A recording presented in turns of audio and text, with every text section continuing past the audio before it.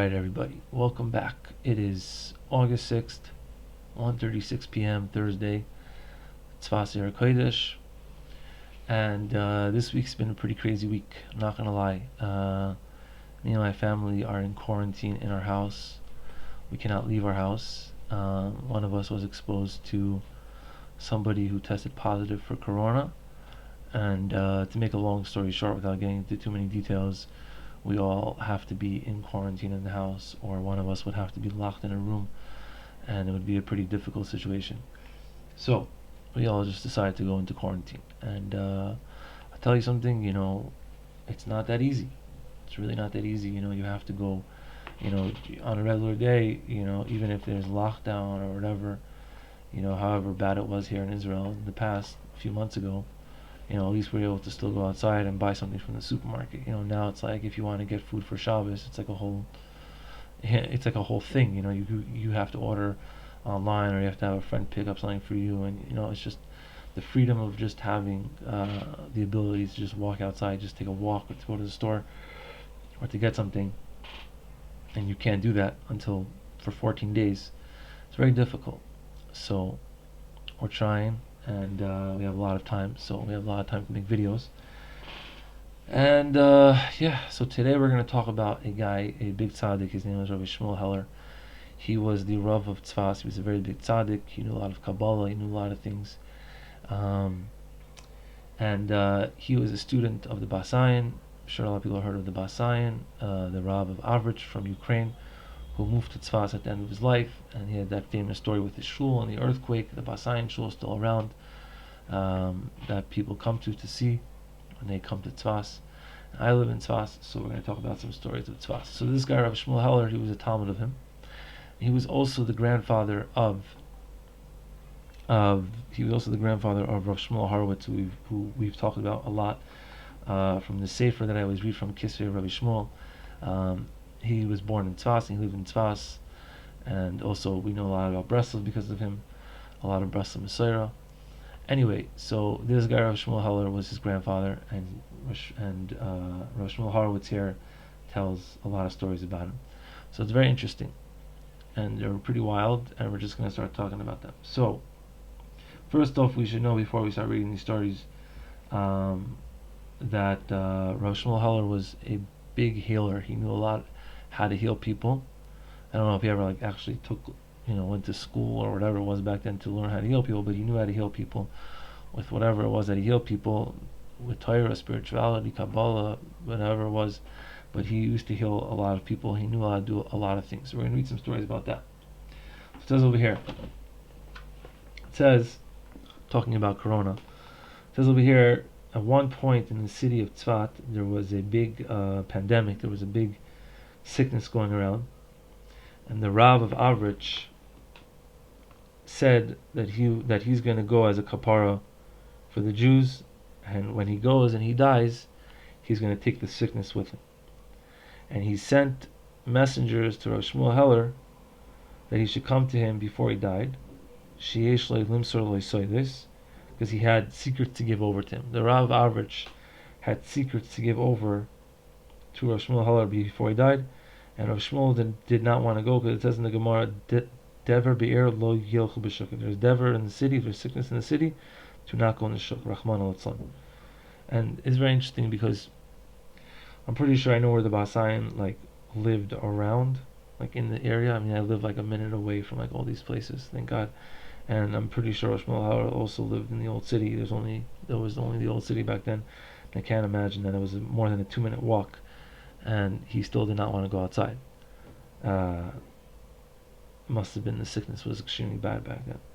But anyway, it happened that the Rav of Tzfat died, and the dever stopped, the sickness stopped, and my aunt Sarah, Siprolanu Doidosenu, Basa B'Choyra Shel Rabbi Shmuel, I guess Basa B'Choyra Shel Rabbi Shmuel. Yeah, so my aunt, so Rav Shmuel Heller was saying my aunt, who was Sarah, who was the Basa B'Choyra of Rav Shmuel, Shebe'ez HaDever, when the sickness was going around, and she was very small, and she was sleeping in the same room as her father, Rav Shmuel Heller. She woke up in the middle of the night, and she saw a mazik from the Gag Ad Haaretz. She saw a monster, a demon, whatever the sickness was. She saw like the spiritual counterpart of it, I guess, which is pretty wild. I don't really understand, but that's pretty crazy, man. And she was very scared.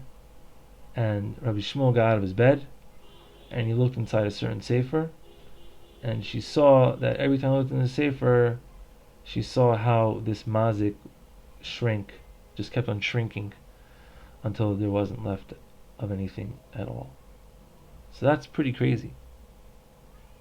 From the roof until the ground, it must have been very tall, demon type zach. Woo, okay, good story to start off with, huh? Then it says over here that the Rav of Tzfat, he commanded Rav Shmuel Heller to be Isaac in refuahs, to heal people. He was a roifei klali mikol ha-Galil. He was like the best doctor in the whole entire Galil, and everybody went to him, Jews and Arabs. And every time he asked from Hashem before he gave refuahs, he would say Tehillim. And he didn't want to be misbatel from divrei Torah to learn Sifrei Refuahs, so he had in his bathroom piles and piles of Sifrei Refuahs, books of healing, to learn while he was going to the bathroom, right? Because you can't think about Torah. Alpha Pikain, even so, that he was able to heal people, he wanted to stop doing it. Why? Because this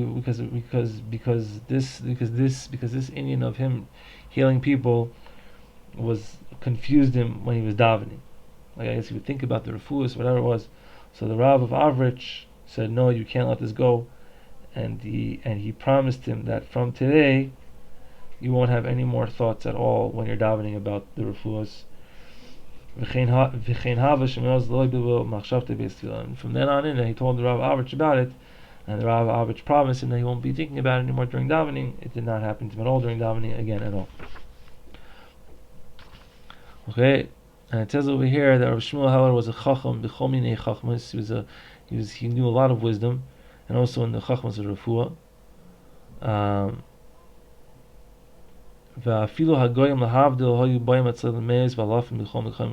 And even non-Jews in the thousands would come to him to get healed. And many times he would go with them to their villages or to their cities, and he would sleep by them for a few days, and he would heal everybody there that needed to be saved. And whenever they wanted to pay him schar, he did not want to take it at all. Rach Amar Lahem, the only thing that he wanted them, that he told them in exchange for him healing, was that they should command their children afterwards that they should love Jews and not hurt Jews. That also if they saw a Jew lost, on the way or whatever it was, so that they should tell him, help him to get back home. And he was able to plant a lot of love in their hearts for the Jewish people. Because even back then there was obviously fighting between some of the Arabs and some of the Jews. I guess and that the cities surrounding Tzfas are more loving to the Jews than the other cities of Eretz Yisrael. Especially also to his descendants, which one of his descendants, the Arabs were very nice to them, and they used to call them Bnei Chacham Shmuel. And they were able to say, the Arabs said that they were able to realize in their face if they were from the Bnei Chacham Shmuel. And they told me that even on Rosh Hashanah, he was in the shul davening, and they would wait outside in lines and lines on the street, full of Arabs and Arabios and women Arabs, that came to be healed by him. And he would go out before Tkiyah Shofar, and obviously before Tkiyah Shofar he was very torud, ma'od ba'avodas Hashem. He had no das, even in his brain, to even think about what refuah to give to this person, because he was getting ready for Tkiyah Shofar. But since he was such a great person, he said to each person, "Mash naflei bepiv sheyaseh l'rfasei v'chein asa ad shegamram." He was able to give everyone what they needed. L'achar Yom Tif, and after Yom Tif, everybody came back with presents and gifts. V'kol asa l'man ha'av Yisrael ki yadua. And also it was known that he never ever went outside, one alma outside of Chutz La'aretz. And there's another story over here. It said that one time the Pecha, the Moishel of the city of Akko, which was a city of Arabs back then, still stay a little bit, he was sick. And the doctors there, they could not find him a refuah. And they heard that in Tzfas there was this Chacham Shmuel, who he was an expert doctor, and they sent after him to come to him to heal this Moishel, to heal this governor or whatever he was. But Rav Shmuel Zichron L'Bracha, he knew that this Menachem Engel Shabakoi is in Chutz La'aretz, like the Gemara says in Gittin Zayin Amid Beis. It says that parts of Akko, it's mentioned in Mishnah, it's also in Halacha, different things, that parts of Akko are outside of Eretz Yisrael, are Chutz La'aretz. And he did not want to go outside to Chutz La'aretz at all. Al-Kain, he answered them that they should bring the Chayla in a wagon somewhere between Tzfas and there, and he'll meet them there, and he'll come to there, and he healed them, and that was that. And Siper Zekini Harav Rav Asher Yecheskel Zechron Bracha Shishama mi Pek Kotch Shomenu Rav Shmuel Heller Zechron Bracha. This is the same story basically. That he went to. Hold on. So this is to elaborate on the story that we just told about them, that they were all standing outside in Rosh Hashanah, right? So he was very tired in Avodas Hashem, in the fear of the Yom Hadin. And when everybody would come to him, like to tell him what was wrong with them, all these Arabs, he didn't even hear them at all. But since he trusted in Hashem and he was so holy, all this, he just said to somebody, "Hey, you drink soda, mayim in soda, and you drink milk," and all these different types of things, and they all went away and they all got better. Right? They bought him presents of chavilos, bundles of tobacco. Nice. And then they knew that everybody was healed. So like he was doing miracles basically outside the shul on Rosh Hashanah. Oid secretly he heard a story also. I heard a story too that after this Rash Rahman al-Tzan, I think he's talking about the earthquake. I think maybe possibly. There was a few people that still lived on. Gvir Gadol Nichba Moed Minasiya Eda. There was a very rich guy from the Nasiya Eda. I guess he's talking about from the Arab community, I think. And he had a daughter. She was very sick, and they gave her refuahs, and it didn't help at all. The kulam yadu shebeshimush hadoifek yeda samachla bever b'dir. Right? Hold on 1 second.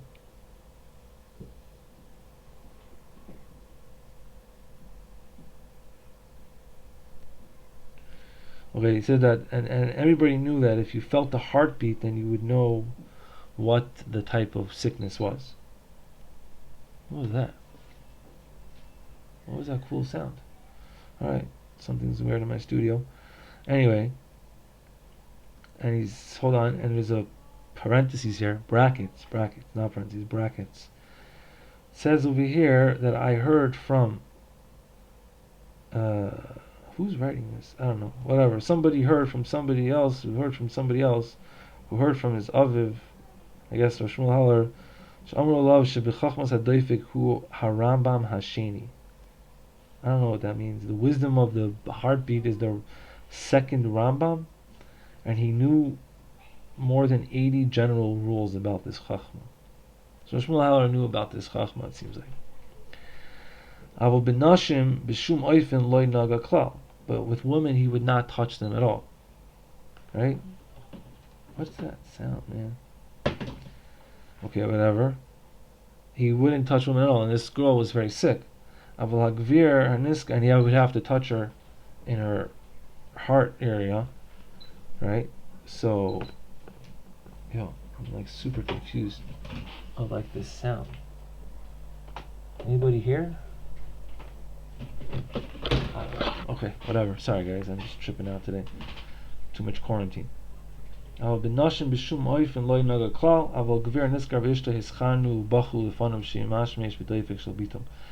Gvir and his wife begged him and cried for him that he should feel her heartbeat, and he said okay, and he did it through a mitpachas ava.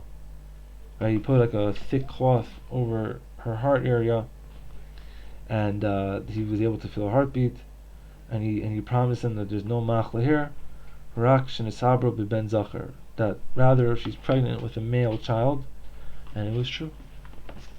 So Rav Shmuel Heller knew a lot of stuff. This is a wild guy. Rav Shmuel Heller was very holy, man. Let's see if there's any other cool stories. What's this one?